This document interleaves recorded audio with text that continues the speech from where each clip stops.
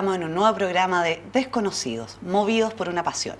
La idea es llevarle a los televidentes de Santiago y de Rancagua a Coyhaique, que se transmite por Telefónica del Sur, historias de personas que los mueve una pasión. Este 2020 estamos enfocados en estas pasiones. Chile está apasionado de muchas formas, así que tenemos invitados muy entretenidos. Quédense con nosotros, no se pierdan nuestros programas, porque la invitada de hoy día es de lujo. De verdad, a mí además me parece muy entretenido, así que estoy fascinada haciendo este programa. Vamos a agradecerle a nuestros auspiciadores, HumanNet, que une talento y acción, talento y lo laboral. Si usted está buscando trabajo o si usted es un empresario que está buscando empleados nuevos a quien contratar, contáctese con HumanNet. Si usted está buscando trabajo y quiere que lo asesoren, que le hagan un coaching, que lo ayuden a saber cuáles son sus fortalezas, hacia dónde se tiene que dirigir, contáctese con HumanNet. Agradecemos también a Viña Tinajas del Maule, que nos da un rico regalo para cada uno de nuestros invitados, a Aru Sport, un nuevo auspiciador, donde el deporte se mete en la empresa. Si usted quiere disminuir el nivel de estrés de su empresa, de sus trabajadores, contáctese con Aru Sport, que le ofrece actividades deportivas para los trabajadores. Joya Plástica, unos lindos aros basados en el reciclaje, hechos de bolsas plásticas, no sé si se alcanza a ver, pero preciosos. Tienen en todos los colores, este azul está realmente maravilloso. Y Galletas Un Gusto, que nos da unas galletas y un picoteo aquí mientras grabamos los programas. Y nuestro gran auspiciador de hace mucho tiempo, Parques Johnson. Bueno, ¿a quién tenemos de invitado hoy? Nuestra invitada es muy entretenida, se llama Macarena Cordero y ella es doctor en historia, así que vamos a conversar con una historiadora aquí. Hola Macarena, ¿cómo estás? Hola Fran, muchas gracias por la invitación al programa. Para mí es un lujo. ¿Por qué vamos a invitar a la Macarena? Yo soy médico, sé bien poco de historia y muy inculta además, porque cuando uno está metida en el mundo de la ciencia, uno no se imagina, yo por lo menos no me imaginaba, el mundo gigante que puede haber detrás de la historia. Parece bastante obvio, pero ¿qué hace un historiador? ¿A qué se dedica? ¿Lee? ¿Escribe? ¿Investiga? Esa es la primera pregunta, Macarena. O sea, ¿qué hace alguien que es historiador? ¿Qué es historiador? O historiadora en mi caso. La verdad que para mí es un trabajo maravilloso que consiste en mucha reflexión de lecturas, tanto de otros autores, en filosofía, en historia, en literatura, porque las humanidades en general te coayudan a hacer un trabajo más complejo, y los registros históricos, que eso están en los archivos, el Archivo Nacional de Chile, el Archivo de Lima, el Archivo de Sevilla, dependiendo el área que uno trabaje, hay archivos en todas partes del mundo, donde están los registros o las fuentes materiales, en virtud de las cuales está lo que ha pasado y uno empieza a reconstruir lo que puede haber ocurrido a partir de esa fuente. Es como armar rompecabezas, en el fondo esa es la idea como más, una bajada de lo que es la historia, es armar rompecabezas. O sea, tú lees, por ejemplo, una historia, no sé, un libro, y te vas imaginando cómo era la situación y a raíz de eso empiezas a investigar otras cosas. No sé, ¿qué es lo que llena? A ver, cómo uno llega a una investigación a través de las fuentes, no tanto de, o sea, también la lectura, uno puede ver un tema que le apasione porque leyó algo y dijo, oh, me encantaría investigar de esto mismo. Pero muchas veces las investigaciones surgen por casualidades, cuando uno está en el archivo buscando un documento para alguna investigación determinada y salta otra cosa y uno empieza a ver que con esa otra cosa que encontró puede armar otra historia. O sea, a veces uno llega por casualidad también a encontrar los temas de investigación, sin perjuicio que uno tiene líneas. Entonces uno sabe a lo que se enfrenta, cuál es el registro a mirar. ¿Te ha pasado a ti eso alguna vez? ¿Te pasó con algún de encontrar la pólvora? Sí, me ha pasado de encontrar la pólvora y decir, sí. ¿Con qué tema, por ejemplo? Por ejemplo, el tema de idolatría. Yo, la verdad, o sea, trabajo Inquisición, idolatría, extirpación de idolatrías en indígena, Inquisición para lo que es el mundo español o mestizo. Y yo entré por casualidad al tema. La verdad que no era un tema que yo conociese mucho, no era algo que me apasionara. De hecho, me gustaba mucho más trabajar siglo XX, los totalitarismos, he leído muchísimo, me encantaba. Hasta que en un seminario de la universidad tuve que hacer una monografía relativa a, digamos, idolatría. Y mi profesor, que luego va a ser mi profesor guía de tesis doctoral, de hecho. ¿Tú hiciste el doctorado dónde? En la Católica, de Santiago. y da un temario. Entonces estaba Inquisición y él es el experto a nivel, digamos, internacional en Inquisición sudamericana, que es René Millar. Estaba Inquisición, estaba también Santería, que era un tema que él estaba empezando a trabajar, y abajo decía idolatría. Entonces yo por descarte, como pensando ilusamente, es el tema que menos trabaja mi profesor, y para yo poder hacer una monografía un poco más innovadora, voy a trabajar idolatría. Y habían unos procesos que estaban transcritos del Perú, acá en Chile, digamos, en libros que, digamos, de fuentes, recopilación de fuentes. ¿Dónde encuentras esos libros? Están, bueno, en las bibliotecas, en la Biblioteca Nacional, en la Biblioteca La Católica, en la Universidad de Chile también hay. Bueno, te pregunto por ignorancia, no sé. No, hay bibliotecas muy buenas, no, pero es una buena pregunta. O sea, por ejemplo, la Biblioteca de la Universidad Católica, en San Joaquín, es una muy buena biblioteca donde no solamente hay libros de literatura o de ciencias exactas, sino que hay mucha historia y de recopilación de fuentes. Y la Biblioteca Nacional, estamos hablando que es uno de los fondos más importantes a nivel internacional, tanto como biblioteca y al lado está el archivo. ¿Sí? Sí, la Biblioteca Nacional pues está el Fondo Toribio Medina, que fue un gran paleógrafo del siglo XIX-XX, donde hay todo, de hecho, un salón que se llama Toribio Medina, y que él fue el que trajo adquirió documentos de México, del Perú, que fue comprando. O sea, fue un tipo bastante visionario, y además que una época en que las élites culturales entendieron que había que adquirir esta documentación, y eso hace que tengamos un fondo de registro súper importante donde investigadores de todas partes del mundo tengan que venir a Chile. Pero qué entretenido. No tenía idea de esto. Sí, o sea, hay incunables, absolutos. ¿Y será que yo soy una ignorante espantosa o que los chilenos no tenemos idea de que somos tan potentes en términos de biblioteca? Porque yo creo que en general no sabemos. En general no sabemos lo que tenemos de patrimonio.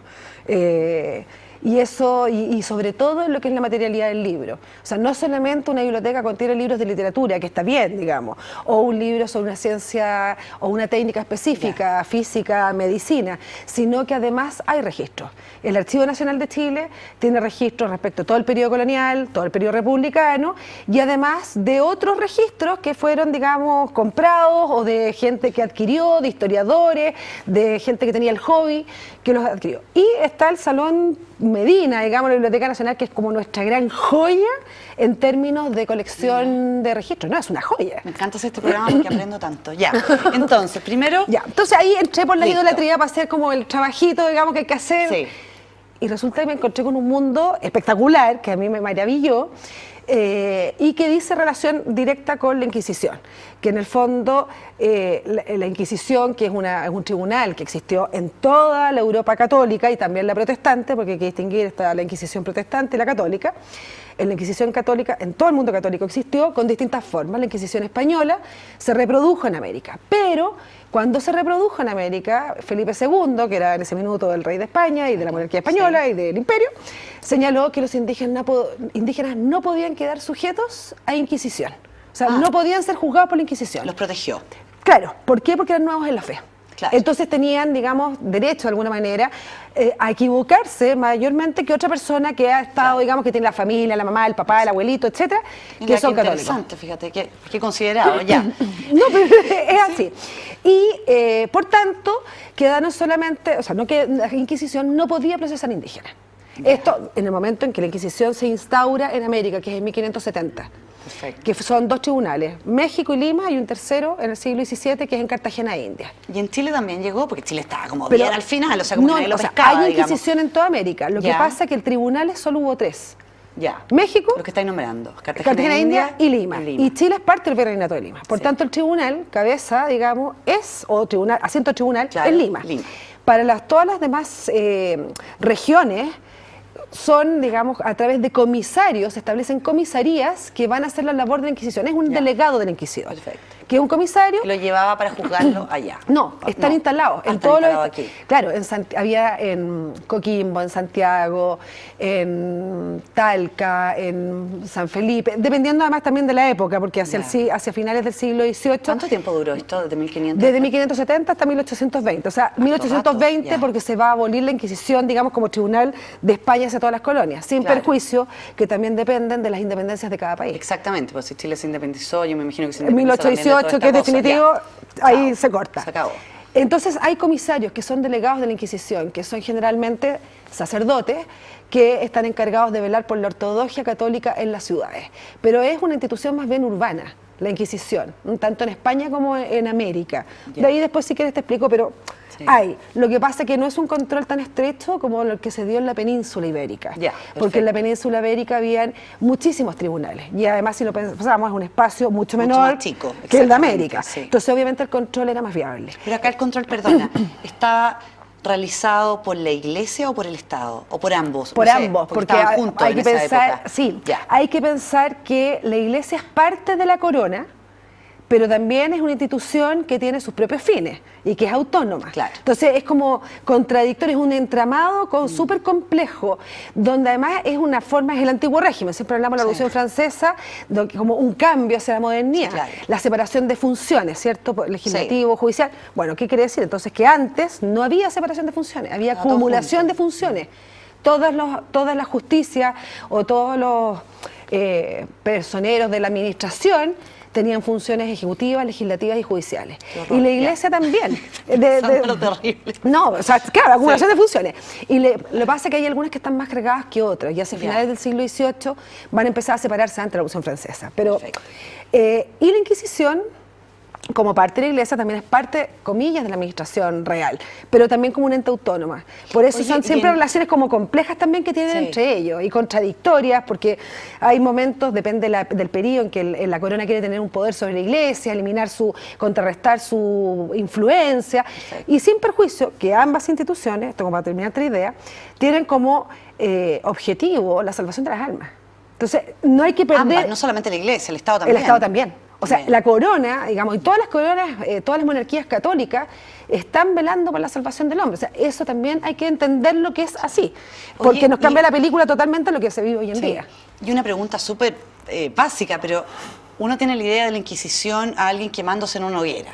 No sé, casi que la quemaron por bruja o qué sé yo. ¿Eso ocurrió en Chile? Bueno, ¿Hay algún caso hay que un haya caso ocurrido en emblemático. Chile? Hay un caso emblemático. A ver, para lo que fue la Inquisición. Te saqué de la idolatría, Cata, No, pero- después pero te- echamos los indios, hacía lo te mismo. metí- Ya. O los indígenas, digamos, en la época, la nomenclatura es indio en la época. No, a ver, la Inquisición limeña, porque siempre hay que hacer alusión a la Inquisición limeña, Ya. porque Chile depende del virreinato y en el Perfecto, fondo, de además, el arzobispado de Lima era el único arzobispado del virreinato y es el metropolitano de todos los obispados dependientes, entre esos Santiago y Concepción, Ya. los únicos dos obispados que tenemos en el periodo colonial, Santiago y Concepción. Primero era imperial y después va a ser Concepción. Ya. Y hay un caso, y en total, en los 3 siglos que duró la Inquisición, para lo que es Sudamérica, se procesaron alrededor de 1.700 personas, lo Ya. que no es un número tan alto. De los ¿En cuales, toda Sudamérica? En toda Sudamérica. O sea, que Incluyendo era- Cartagena, No, Lima. Cartagena es aparte, Ah. en el fondo, todo lo que era el virreinato del Perú, salvo Ya, Cartagena, lo perfecto. que era la Gran Colombia. Son alrededor de 1.700 personas. Ecuador, Chile, Sí, claro, Argentina, todo- Uruguay, todo lo que Paraguay. veía el virreinato del Perú, ya. Y de las cuales son aproximadamente 50 personas las que efectivamente fueron condenadas a muerte. Ya. Y de ellas, hay que volver a rebajar el número, efectivamente son como 30 las que se les aplicó la pena de muerte. Porque las otras 20 o estaban muertas, que O igual, no se les digamos... condenó la pena de muerte, No, ya. no se les condenó. O sea, estaban muertas y ahí te ponían una esfinge tuya o tu nombre, para que todos supieran, Francisca Valdivieso es hereje. Fue puedo hereje, creer. sí, era tu esfinge. Aunque estuvieras muerta. Aunque estuvieras muerta, Ya. sí, pues. De ahí te voy a explicar Ya. por qué. O podía pasar que tú te arrepintieras en último minuto cuando te iban a condenar a muerte, entonces te arrepientes, estás salvando tu alma, pero eso no quiere decir que no te apliquen la pena de muerte, entonces te daban un garrotazo, tac. Entonces era mejor el garrotazo porque por lo menos entraba y lo menos inconsciente a la hoguera. Ah, ok. De estos 30 ¿Siempre casos... se quemaban? O sea, esta imagen que yo tengo de esta hoguera es que quemándose... depende del tipo de delito. Ah, ya. Depende del tipo de delito. Mira, interesante. Y hay un caso que es emblemático, que es un caso emblemático además de la Inquisición limeña, que parte en Chile, que es del médico Maldonado da Silva. De hecho, hay una novela extraordinaria de Marcos Aguinis, que es un gran escritor argentino, que es Ya. psiquiatra además, y que es escritor, y que se llama La gesta del marrano. Y que es la historia de este converso judío, converso al catolicismo, que va a cruzar desde Portugal, va a llegar vía Brasil, generalmente coloniado Sacramento, pasaban por Tucumán, este es el recorrido que Ya, hacían, sí. de Tucumán, Concepción, de Chile. Y además era el único médico en esa época en todo el reino de Chile, y que sabía de medicina, sabía o sea, de que medicina. tenía el título, Ya. porque en general eran cirujanos. Y los que tenían el título de médico, porque tenían, digamos, habían pasado Sí. por la universidad y tenían el título. Era el único. que los cirujanos y los médicos, probablemente tal, vienen como de ramas súper distintas, Sí, después se unen. exactamente. Sí. La cosa es que este hombre tenía hermanas, que también eran conversas, que eran monjas. Y a una de sus hermanas le confiesa que en realidad él sigue secretamente profesando el judaísmo. Y la hermana, que es monja, quiere salvarle el alma a su hermano. Ay, qué Y lo bueno. denuncia ante el comisario de Concepción de que su hermano en realidad es un falso converso. Yo te Y prometo se que escucho inicia- esta historia y digo, qué rara la forma de pensar que existía en la época, Dios mío, ya. Se inicia el proceso judicial, un comisario, que es lo que hacían, digamos, los comisarios en Chile, recibe las declaraciones, inicia la investigación y remite los antecedentes a Lima. Y luego es Lima el que sigue el proceso duro, digamos, la contestación de la demanda, las pruebas, etcétera, y de hecho los reos se tenían que trasladar a Lima. Todo esto era muy caro además en la época, carísimo. O sea, pensemos en las comunicaciones, Sí, Santiago-Lima, obviamente, me imagino, ya. Santiago-Concepción, ya era un lío.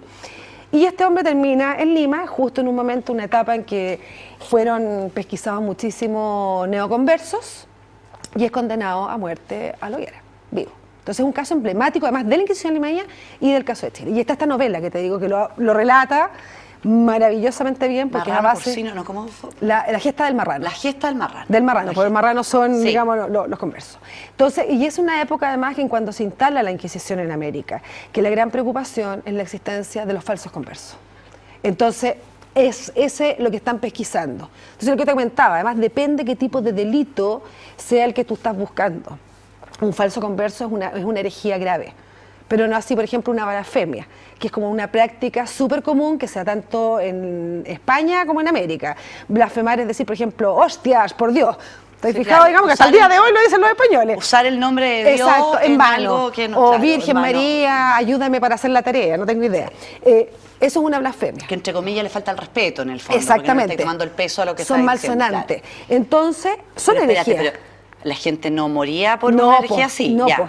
Son, No sé, es que- no, fíjate que era bastante más regulado el tema de lo que se piensa. Ya. O sea, de hecho, como otro detalle anterior, la Inquisición española se habla del moderno Tribunal de la Inquisición española. Ah, esto ya viene como reformado versus A lo que había en diferencia España. lo que había antes en la Inquisición mendicante o en la Inquisición episcopal. Así como que te hago un recuento. La Inquisición siempre existió, porque el deber de los obispos es velar para que la fe no se vea, digamos, influida por otras corrientes, que esté libre de doctrinas que sean contrarias a, no sé, por los dogmas de fe, la Santísima Trinidad, etc. Pero ¿qué pasó? Que para el siglo, y esto es, digamos, la Inquisición episcopal. ¿Por qué? Porque son los obispos el primero que está encargado de velar de la fe de su feligresía.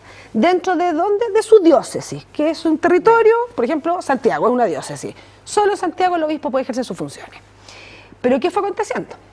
Fue aconteciendo que para el siglo X aparecieron los cátaros en Europa, que tenéis que haberlos escuchado hablar alguna vez, porque siempre los ponen, digamos, no en las películas como medievales, Ya. así los ponen, porque es como una secta que tenían otros tipos de ideas, bueno. Sí. Y que Ya están sé como cuáles son, y los ya ponen con los templarios, hacen unas Sí, mezclas sí, medias hacen raras unas de repente, mezclas. no tienen que ver, pero Por los lo menos ponen en las todos películas juntos. aparecen así, Claro. que uno nunca Entonces, sabe ¿qué qué pasó? concepto es. Que los cátaros pusieron en jaque el catolicismo de la época. Y los obispos no se podían hacer cargo porque en el fondo partía la herejía desde París y terminaba en Barcelona. Entonces, claro, el obispo de París lo podía perseguir en París, pero si el hombre se iba hacia Barcelona, Claro. o sea, ya no lo podía perseguir. Entonces, la Santa Sede, en esa época no se puede hablar de Vaticano, se habla de Roma Ya, o la Santa Santa Sede, Sede, ya. decide crear una Inquisición mendicante a cargo de las órdenes religiosas, principalmente los dominicos. ¿Vieron El hombre de la rosa? Sí. Ya, esa es la Inquisición mendicante, Perfecto. que en el fondo es cuando se conoce la existencia de un foco heterodoxo en alguna parte, se organiza una Inquisición a cargo de estos mendicantes, que son o los franciscanos o los dominicos, quienes van especialmente a detectar ese foco heterodoxo para juzgarlo, procesarlo y condenarlo si corresponde. ¿Qué importancia tiene esto? Que son con facultades dadas del Papa. Y el Papa tiene jurisdicción En universal. todo, claro. Entonces ya se nos Entonces el terminó hombre el puede- problema del límite diocesano, digamos. Exactamente. Entonces Claro. puede ir de París a Barcelona sin ningún problema. En el fondo es como un tribunal de justicia Y de itinerante. España a América también probablemente, ¿o no? Exacto. Sí, porque va a haber también mendicante porque es de carácter internacional. Perfecto. Ok, ¿qué pasa en la península ibérica durante la Edad Media en que convivían musulmanes, judíos y cristianos? Lo cierto es que en Castilla no hubo Inquisición, sí la hubo en Aragón. En Aragón la hubo, pero en Castilla no. Yo pensaba que en toda España y en todo, no. y en muchos otros lugares más, o sea, toda Europa. Como no, que... en toda Europa hubo, o sea, por ejemplo, Francia y Alemania fueron súper eficientes, digamos, las inquisiciones de esos países. En el caso de España, en Castilla no, pero en Aragón sí hubo. ¿Qué ocurrió? Llegamos a la época de los Reyes Católicos, en que se van a unir las dos coronas, todos lo sabemos. Pero lo cierto es que no era llegar y unir las dos coronas. Porque los aragoneses... Esto, te juro que te escucho. Se van a unir las dos coronas. Yo pienso las dos coronas. Ah, sí, pues Castilla y Aragón. Y Aragón, ya, sí. Colegio. O sea, historia, había más coronas. Lo que pasa es que estamos en 1478, en que solo quedaban dos. No, o sea, la cantidad de información que tienes dentro de tu cabeza, estoy impresionada. Estoy gozando esto. No tengo nada que preguntarte, te voy a poner play porque estoy espectadora. No, es que estoy fascinada. Ya, bueno, se unen las dos coronas. Se unen las dos coronas. Pero no era tan fácil llegar a unirlas porque los aragoneses tenían cierto fuero, ciertas costumbres, cierta cultura, y los castellanos también. De hecho, hasta el día de hoy, digamos, el País Vasco habla su lengua, los catalanes lo mismo, los gallegos, o sea, se siguen respetando de alguna manera las autonomías. Entonces los reyes tienen que buscar un elemento que sea común para las dos coronas para poder generar una monarquía que va a ser además de carácter moderno. Que eso es súper interesante porque en el fondo ya empieza a cambiar, ya no es de carácter medieval, ya no van a ser súbditos del rey tanto, sino que van a ser súbditos de España. Que eso es un cambio ya bastante importante. ¿Y cuál es la ocasión? A través del catolicismo. El elemento que es común desde un aragonés, desde alguien desde Barcelona, pasando por Burgos, llegando a Santiago de Compostela, a Sevilla, sería el catolicismo. Entonces, en ese contexto, además, la corona castellana inicia un proceso de reforma de la Iglesia española, que eso es súper importante, un siglo antes de que Lutero denunciara las famosas tesis de la venta de indulgencia, etcétera. Un siglo antes, en España se dan cuenta que la iglesia está con bastante falencias, como por ejemplo que los curas no saben la doctrina, o sea que la filigresía no tiene idea lo que es su religión, que los curas son o corruptos o que no saben la doctrina. Entonces empieza una reforma interna también de la Iglesia Católica Española. Por eso surge una Santa Teresa de Ávila, San Ignacio de Loyola, la Compañía de Jesús, la Reforma del Carmelo, responden a esa lógica. Y en eso que dicen, aquí toda la población tiene que ser católica, para poder poner en el fondo una ley igual para todos los O sea, se españoles. utiliza la religión como forma de unidad, digamos. Políticamente, por supuesto, que es algo que hicieron todos los europeos, digamos. Y en ese contexto es que los reyes católicos piden, bueno, se produce la expulsión de los judíos en 1492, o sea, el mismo de España, es el mismo minuto que estaba zarpando Colón América, ese mismo día, era el último día que podían o se convertían al catolicismo los judíos o se iban. Y mucha gente se convirtió. Porque, o por convicción, honestamente, pasaron a ser católicos, y otros porque no querían dejar su familia, sus bienes, etcétera. Y en ese contexto ocurrió que empezaron a haber acusaciones de falsos conversos. Decir, no, esta persona en realidad... Se está quedando aquí diciendo que es católico, pero en realidad sigue siendo judío, no se quiere ir. Exactamente, se cambia de camisa el día viernes para prepararse para el Shabbat, no lo vi comer cerdo. O sea, si tú te pones a pensar los españoles, los europeos en general, son súper buenos para comer harto cerdo, harto marisco. Y eso tiene una identificación cultural que es bastante importante, porque va en contra de musulmanes y judíos. ¿Te fijáis? Entonces, no lo vi comer, no comió machas, no comió almejas, no tienen machas, sino no comió pulpo, sospechoso. Entonces, como no tienen instrumento, ¿qué es lo que le piden a la Santa Sede? Poder crear una inquisición en Castilla. Pero aquí, en esta creación, los reyes católicos fueron más astutos, digamos, que la Santa Sede, y genera una inquisición que sí depende de la Iglesia, porque es un tribunal eclesiástico, pero que va a contar con una suprema. Como la Corte Suprema, Perfecto. Sí, una Suprema, donde no solamente están los sacerdotes, sino que también hay consejeros laicos dentro de esa Suprema. Perfecto. Y en el fondo, tanto la corona como la Iglesia empiezan a determinar esta Suprema. Entonces, ahí se empieza a generar la moderna Inquisición. ¿Y por qué moderna? Porque lo cierto es que no va a haber fuero que valga frente a la Inquisición. Esto es un punto súper importante, porque hasta el siglo XIX, la gente nace en un estamento y es muy difícil cambiar de estamento. Si yo nací noble, voy a ser noble el resto de mi vida. Si yo soy plebeyo, voy a ser plebeyo. ¿Y eso qué significa? Que me aplican normas, leyes distintas, porque yo soy de un estamento distinto. Uno de los paradigmas de la modernidad es que es la igualdad ante la ley, ¿cierto? Eso no se da en el antiguo régimen. Si yo nazco en un estamento, soy, digamos, ese estamento y se me aplican leyes. Y además, súmale si tú eres de una región determinada. No es lo mismo que yo sea de Sevilla que sea de Burgos. Entonces hay leyes también distintas, hay que ver si la persona, su estatus social, de qué parte es, etcétera. La Inquisición dice, me da lo mismo. Si usted es noble, si usted es de Burgos, si usted es de Burgos, donde sea, lo mismo. Hasta el rey de España puede ser juzgado. Por eso es moderno. Y de hecho, por ejemplo, se procesó y casi se condenó al cardenal Carranza, que era, digamos, el arzobispo más importante de España, el arzobispo, por unos escritos que hizo así un poco como de Erasmo de Rotterdam, y en ese minuto Roma intervino, porque ya veían, digamos, un obispo de la iglesia en una hoguera, y lo sacan de la jurisdicción de la Inquisición. Pero por eso es moderna. Entonces, eso es un cambio cualitativo con respecto a lo que pasa con las inquisiciones, la romana o las mendicantes. Qué entretenido. Algunos de estos libros hablan de esto, ¿no? Voy a mostrar la Macarena tiene muchos libros, tiene muchas cosas y doctorado, y podríamos hablar de su currículum mucho rato, pero estoy tan entretenida escuchando de todo lo que estáis hablando. A ver, por ejemplo, Macarena, Contrarreforma Católica, implicancias sociales y culturales, miradas interdisciplinarias. ¿Esto de qué es? Esto acaba de salir. Cuarto propio, así que por favor, cómprenlo porque acaba de salir esta librería. Por favor, un zoom aquí. Es un libro colectivo. ¿Dónde se encuentra este libro? En librería. Si alguien quiere comprarlo, por ejemplo, va, no sé, a la Feria Nacional, a la Feria del Libro, a la Antártica, sí. Listo.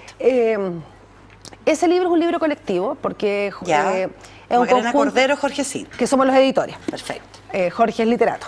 Concilio de Trento, mira qué entretenido. Y es un libro colectivo donde hay obras de filósofos, teólogos, historiadores, literatos, en los que hacen todo relación a las consecuencias de la Contrarreforma. Porque aquí no nos cuestionamos si es reforma católica o contrarreforma católica, que es otra discusión, sino que vamos viendo las implicancias que tuvo esto para el orbe católico. Y hay muchos artículos en relación a América hispana, Paraguay, Chile, etcétera. Y ahí yo lo que hago alusión es que trabajo la bigamia en Chile y cómo era tratada la bigamia en Chile por la justicia eclesiástica. ¿Qué año estamos hablando de bigamia en Chile? No, pues siempre existió la bigamia. Digamos, y la poligamia también. Y los cornudos, etcétera, todo eso ha existido siempre. No, son del siglo XVIII esos expedientes. ¿Pero fue legal alguna vez? No. No, nunca. Entonces, cuando tú dices cómo fue tratada la bigamia... Por los distintos sistemas de justicia. Perfecto. Porque la bigamia en sí... Pero no es que haya sido bigámico algún minuto de la ley. No, musulmanes, digamos, pueden casarse con varias, pero que el mundo católico o cristiano en general no. La bigamia en sí no es una herejía. Pero puede dar pábulo a una herejía. Puede dar pie a una. ¿Por qué? Porque en el fondo hay un desconocimiento del sacramento del matrimonio. Entonces hay que averiguar. ¿Por qué es bígamo? ¿Por ignorancia, que yo no sabía que no me podía casar 2 veces? ¿O porque en realidad no estoy ni ahí con el sacramento del matrimonio y me volví a casar? Y hoy en día sigue la gente siendo bígama, porque hoy en día, no sé, la gente se divorcia, existe la opción de divorciarse que antes no existía, por ejemplo. Hay mucha gente que tiene doble vida, 2 familias. Doble vida, pero el hecho de casarse 2 veces, porque yo entiendo que una cosa es tener, por ejemplo, doble vida, triple vida, no sé, pongámosle el número que queramos, en el fondo tengo un matrimonio y tengo amantes fuera del matrimonio, o simplemente no tengo matrimonio, pero tengo varias relaciones de pareja, o estar casado 2 veces. Hay bigamia. Hay todavía bigamia. O sea, ¿Estás casado 2 veces? 2 veces, sí hay. Es más excepcional hoy en día, pero... Más raro que antes. ¿Antes era más frecuente? No sé.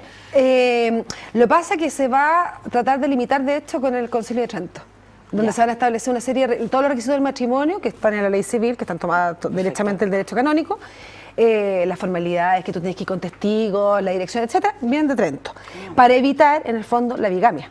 Porque en estricto rigor el matrimonio es entre los cónyuges. No requiere ni siquiera la presencia del sacerdote. Del sacerdote, ni nada. Y se ponen todas esas formalidades en Trento para evitar la bigamia.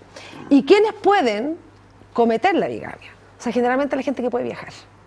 Claro, que se puede mover de un lugar a otro. Los militares en la época, los conquistadores. Oye, a mí me tocó el año pasado en Máncora, en Perú, que en una misa que yo estaba sentada, el sacerdote dijo, bueno, el próximo fin de semana se casa fulano Pérez con fulano Pérez, no sé qué. Por favor, si alguien quiere decir algo sobre este matrimonio, conoce si es que hay matrimonios previos entre ellos, yo lo encontré importante. Son las manifestaciones, pues. Que los anuncios. Nunca me había tocado que alguien públicamente dijera que fulano Pérez con fulano Pérez se iban a casar y que por favor, si algún feligrés o alguien conocía de matrimonios previos que estas personas tuvieran, se acercara a decir. Yo lo encontré bien impresionante. Eso era así en Chile y en todas partes hasta el Vaticano II, hasta 1963. Sí o sí, se hacían los anuncios 4 domingos antes. Este sacerdote estaba antes del Concilio Vaticano II. Macarena, nos queda poco programa. A ver, este otro libro. Idolatría. Bueno, entonces, en la Inquisición... Te voy a invitar a otro programa para hablar de la idolatría, porque aquí nos metimos en la Inquisición y quedamos institucionalizar y desarraigar. Macarena Cordero Fernández, las visitas de idolatría a la diócesis de Lima. Ya, eso está editado por los peruanos, así que hay que adquirirlo a través de la Católica del Perú, digamos, el libro. Pero, y agradezco mucho a la Católica del Perú por el trabajo precioso que hicieron. Y eso es básicamente qué pasa, que la Inquisición no podía caer sobre los indígenas. Pero los indígenas también cometían actos que podrían ser entendidos como herejías para el mundo católico. En el Perú, porque te voy a hacer cortita la historia, en el Perú, para no decir que eran herejes, para no tener problemas con el Santo Oficio, empezaron a hablar que eran idólatras. Y la iglesia peruana empezó a decir, hay que extirpar en vez de hacer inquisición de las idolatrías. Y van a generar todo un sistema canónico represivo de las idolatrías desde la Iglesia Católica Peruana, que eso es súper interesante porque en el fondo es algo que ha estado desde acá. Obviamente con base en el derecho canónico, en el derecho español, pero tomando en consideración todas las diacronías americanas, todas las diferencias que hay y los elementos culturales locales. Que además se ve que los curas tomaron... ¿Qué año es eso, Macarena? Perdona. Esto es 1602 empieza, y va a ser durante todo el siglo XVII, y hay registros en Lima, hay registros en Charcas, que es la actual Bolivia, hay registros en Trujillo, que es porque también durante el siglo XVIII Lima y Trujillo. Para el caso de Chile no se dio el mismo fenómeno, porque en general fue el gobernador, o sea, las reales audiencias, las que van a detectar las idolatrías y las que las van a procesar. Y lo pueden hacer. Perfecto. ¿Por qué? Porque es la salvación del alma, porque es un delito de fuero mixto, así que tanto la corona como la iglesia lo pueden conocer. Ay, Macarena, vamos a tener que dejar el tema de las idolatrías para otro programa porque se nos fue entero. Me están avisando, me dicen ya, basta, se nos fue el tiempo. Te quiero dar las gracias, de verdad. En serio, te quiero tener de nuevo aquí. O sea, así que para ti fue entretenido, yo encantada te tengo en otro programa. Ya sabemos, este libro se puede comprar en Chile, en Santiago. Sí, en Santiago. Ya. Sí. Y está el de las emociones también, que es muy bonito, que es del año... ¿Cómo se llama el otro? Rastro y gesto de las emociones, que también es de cuarto propio. Rastro y gesto de las emociones. Sí. Ya. Yo conozco varias personas que estarían fascinados de leerse una cosa así, partiendo por mi papá. Así que, muchas gracias, de verdad. No, gracias a ti. Te quiero agradecer por venir al programa. Vas a estar invitada nuevamente de todas formas, así que y conversaremos más sobre la idolatría. De verdad te lo agradezco porque uno muchas veces no sabe lo que hace un historiador y no se imagina tampoco. Yo me imagino que en este ámbito que hemos conversado, Inquisición, España, Latinoamérica, etcétera, tú te mueves mucho. Deben haber otros que se dedican, no tengo idea, a la India, no sé dónde. Así que de verdad un lujo tenerte aquí, un doctor en historia en este programa. Yo estoy fascinada. Gracias. Muchas. Estoy invitada a almorzar además para que me entretenga. Sí, pero por supuesto. Entretenida. Y nosotros nos despedimos y nos encontramos en otro programa de Desconocidos. Antes, un espacio para que le mandes un mensaje a tus hijos. Porque tiene 3 niños, la Macarena. ¿Cómo la mamá salió en televisión y no le dieron ni siquiera un espacio? Ya, para que quede recuerdo, de recuerdo. Saludos a esas 3 criaturas, Isi, Juanjo y Lupita. Espero que se estén portando bien y no peleándose en este minuto. Y no, agradecerles también a ellos porque les resto muchas horas precisamente por esta pasión que es la historia. Ya, saluda a ellos. Sí. Qué bueno que me acordé porque lo tenía en mente y que no se me había olvidado el programa. Desconocidos. Agradecemos a nuestros auspiciadores, Viña Tinajas del Maule, Joya Plástica, HumanNet, Aerosport, Parques Johnson. La dieta es un gusto. Nos vemos en otro programa. Quedé pensando en la hoguera, no sé casi que Juana de Arco, estoy completamente desconcentrada. Nos vemos en otro programa de Desconocidos. Chao.